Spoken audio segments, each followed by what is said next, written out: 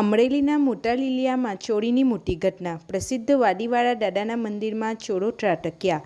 અજાણ્યા ચોરોએ મંદિરમાં કરી તોડફોડ। અંદાજે રૂપિયા 3.5 લાખના મુગટ અને છત્તરની થઈ ચોરી। સાંજના સમયે ચોરો ચોરી કરી થયા ફરાર। ઘટનાને પગલે સ્થાનિક લોકોમાં ભારે રોષ।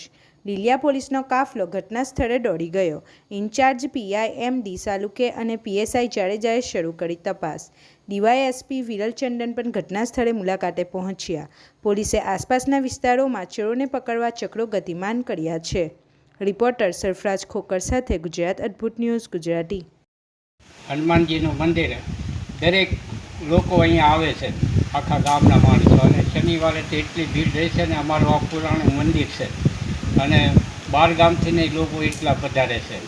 અને આજે સવારે અમારે એક ભાઈ પરિવારના અહીંયા આવ્યા એટલે એ દીવાબત્તી કરવા સવારે ને સાંજે 2 ટાઈમ આવે છે। અને એણે આવીને જોયું તો મંદિર ખુલ્લું હતું અને સત્તર ને મુંગટ ને એ બધું ગાયબ થઈ ગયું। અને પછી પોલીસ સ્ટેશને જાણ કરી એટલે એ સ્ટાફ આખો અહીંયા આવ્યો અને ડીઆઈએસપી સાહેબ અમરેલીથી પધારેલા છે, એણે પણ તપાસ કરી।